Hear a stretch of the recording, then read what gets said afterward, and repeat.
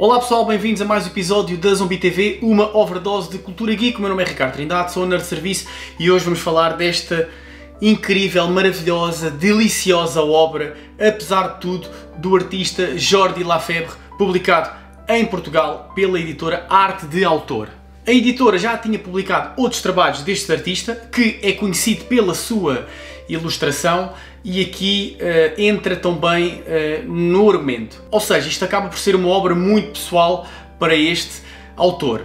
As outras duas obras em que ele ilustra, publicadas pela Arte de Autor, os volumes do Verões Felizes, que eu também já fiz a análise aqui no canal e que eu recomendei leitura obrigatória. Mas do que é que fala esta história?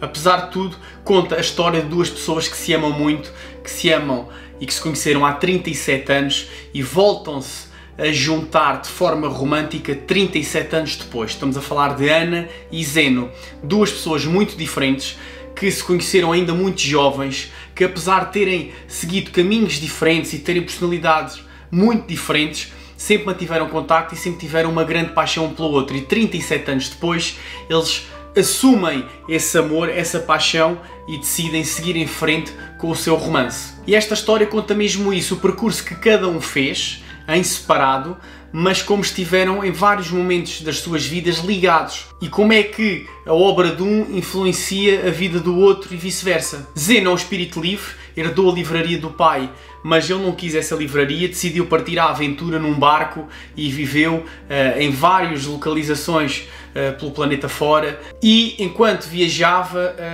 tirava o seu mestrado numa teoria que ele defendia que se podia parar o tempo e viajar para trás. Ana, por sua vez, manteve-se na sua vila e tornou-se presidente da Câmara dessa vila durante vários anos. Fez família, casou e teve filhos, e inclusive netos. Mas esta história poderia ser uma história de romance como qualquer outra, que está muito bem contada. Qual é que é a diferença desta história? A história está a ser contada ao contrário, ou seja, isto tem 20 capítulos e nós começamos a história no capítulo 20 e terminamos no capítulo 1. Ou seja, nós começamos a história, os dois protagonistas a assumirem o seu amor e a decidirem viver juntos, já com 50 e poucos anos de idade, e terminamos a história no primeiro dia que eles se viram pela primeira vez. E como é que este argumento inverso funciona? Ele aqui no argumento usa uma técnica que eu gosto de chamar links temporais. Tu quando contas uma história de forma normal, progressiva no tempo, o tempo anda para a frente, não anda para trás, a história flui de forma natural. Tu vais vendo as pessoas a envelhecerem e as ações e as reações acontecem de forma encadeada e linear. Ao contrário, não é bem assim. Nós primeiro temos a reação e depois é que mostram a ação que levou a essa reação, ok? Portanto, os links temporais por exemplo, no capítulo 20, ela refere para Zeno: então Zeno, gostas do meu corte novo? Foi a minha filha que me cortou o cabelo. Na história 19, no capítulo 19, nós vemos a filha a cortar-lhe o cabelo. Isso é um link temporal de uma pequena coisa que ela falou, referiu no capítulo 20, que depois é mostrado no 19. Mas esses são links temporais de curto prazo. Depois existem os links temporais a longo prazo, como por exemplo a construção da ponte. É várias vezes aqui referida, e começa a ser referida até no capítulo 20, de uma ponte que ela construiu na vila, com a ajuda de Zeno. E essa história da ponte é referida em vários capítulos, até ao capítulo em que nós percebemos quando é que ela construiu a ponte, porque é que a ponte tem aquela forma e como é que ela chegou à forma de construir a ponte, porque a ponte teve que usar uma técnica especial, técnica essa que foi foi mostrada por Zeno, a milhares de quilómetros de distância. Eles mostram esse percurso todo, portanto, isso é um link temporal a longo prazo. Isso é falado no capítulo 20, no 18, no 16, no 15, mas para aí no 3 ou no 4 é que ele é mostrado como é que se chega à conclusão que se tem que fazer a ponte daquela forma. Já com Zeno acontece a mesma coisa, que é a sua teoria de viagens no tempo, ou de andar para trás no tempo, que mete borboletas, a teoria do caos, e nós percebemos que a teoria dele, o tese de mestrado, foi entregue para aí no capítulo 19, no capítulo 20, ou no capítulo 18, já não me recordo, mas ao longo do tempo vemos como é que ele estuda e desenvolve essa teoria até o momento em que ele teve a ideia inicial para a teoria. Portanto, isto são links temporais que ajudam à narrativa e nós vamos completando as peças do puzzle de coisas que foram referidas e que depois nós mais tarde vemos como é que aconteceram pela primeira vez. Claro que a mais emblemática para mim foi o primeiro encontro deles, que é o capítulo 1. E houve coisas que, com estes links temporais, uma pessoa vai conseguindo perceber o que é que eles vão mostrar no capítulo a seguir, quase que adivinha. Menos, pelo menos para mim, aquilo que aconteceu no primeiro capítulo. No primeiro capítulo, da forma que ele está contado, que também é diferente do livro todo, é um capítulo especial, deixou-me de boca aberta. É algo que eu já vi no cinema, claro, mas não estava à espera que fosse contado aqui desta forma. E há uma frase muito interessante que Zeno diz num dos capítulos, que é: naquele dia, quando eu entrei dentro da água, a minha vida mudou. Quando eu mergulhei para o oceano frio e profundo, a minha vida mudou. Foi algo deste género. E quando vemos esse momento, e porque é que esse momento acontece, nós percebemos porque é que a vida dele mudou. Porque é que ele é um espírito livre e porque é que ele decidiu sair daquela vila, deixar o seu grande amor para trás e fazer o caminho dele. Ele foi preciso, para ser feliz, foi preciso seguir aquele caminho e depois de seguir aquilo que ele tinha que fazer, voltou para trás, para o sítio onde tudo começou e reviveu uma nova aventura, uma nova história de amor. Ok? Foi como se aquela paixão ficasse suspensa no tempo. E a Ana fez a mesma coisa, seguiu a vida dela, seguiu o percurso dela, fez a vida dela com outra família e depois voltou àquele momento parado no tempo.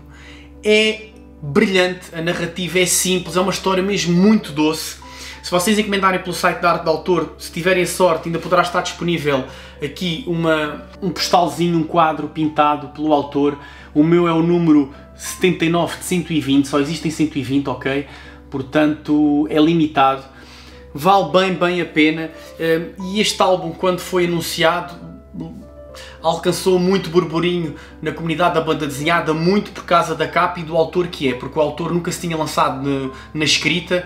Este é o primeiro trabalho dele, penso eu, da escrita. Ele só tinha feito ilustrações lindíssimas, aliás, mas ele aqui dá cartas também na narrativa e esta capa chamou muita atenção. Esta capa é uma verdadeira obra de arte. Poderá para mim ser considerada talvez a capa do ano, vamos a meio do ano, e poderá ser com certeza a capa do ano de um álbum de banda desenhada. E com certeza este também estará no meu top 5 de álbuns do ano, sem sombra de dúvida. Ainda falta meio ano, ainda pode ser muita coisa, mas vai ser muito difícil de destronar, pelo menos do top 5, esta história. Lá dentro a narrativa também flui muito bem e há uma coisa que eu gosto, pelo menos em dois momentos, que é uma técnica que eles também já usaram agora no filme do Star Wars, o episódio 8, que é quando duas pessoas estão em sítios diferentes, mas estão a ter uma conversa e parece que estão na mesma divisão, ok? Isso foi feito no Star Wars episódio 8, aqui acontece por telefone. Há uma chamada que eles fazem em fusos horários diferentes, eles ligam os giradiscos ao mesmo tempo com a mesma música e estão a falar ao telefone e a dançar sozinhos, mas da maneira que está apresentada por Lafebvre, parece que eles estão a dançar juntos, parece que eles estão na mesma divisão. Outro momento em que isso acontece é quando eles estão bem tão ao telefone e Zeno está na praia e está a falar ao telefone e a Ana está no sofá no escritório, e depois parece que o sofá já está naquela mesma praia ao lado de Zeno. É uma narrativa visual que funciona muito bem. Pá, Jordi conquistou o meu coração. Ele é um excelente artista, bastante completo. Só faltou aqui ele referenciar a banda sonora ideal para este álbum, porque eu precisava de saber qual foi a banda sonora que o inspirou a fazer este álbum, porque eu acho que é preciso. Isto é uma verdadeira obra de arte, é mais do que obrigatório. Emocionou-me este livro. Pá, lindíssimo, um excelente trabalho, talvez uma das edições do ano em Portugal. Incrível mesmo. Independentemente daquilo que vocês gostam na banda desenhada, uma boa história é uma boa história. E esta é uma boa história e visualmente é uma aula de narrativa incrível. Pessoal, não se esqueçam, está no site, em promoção, podem receber ainda um ex-libris para vocês emoldurarem e colocarem na vossa parede. Vão ao site da Arte de Autor. E da vossa parte, aquilo que eu precisava era que subscrevessem o canal, carreguem no sininho, porque assim, sempre que lançarmos um vídeo novo, vocês recebem uma notificação e ajudam o nosso trabalho, que é feito de forma gratuita. Boas leituras, bons filmes e bons jogos. Até à próxima.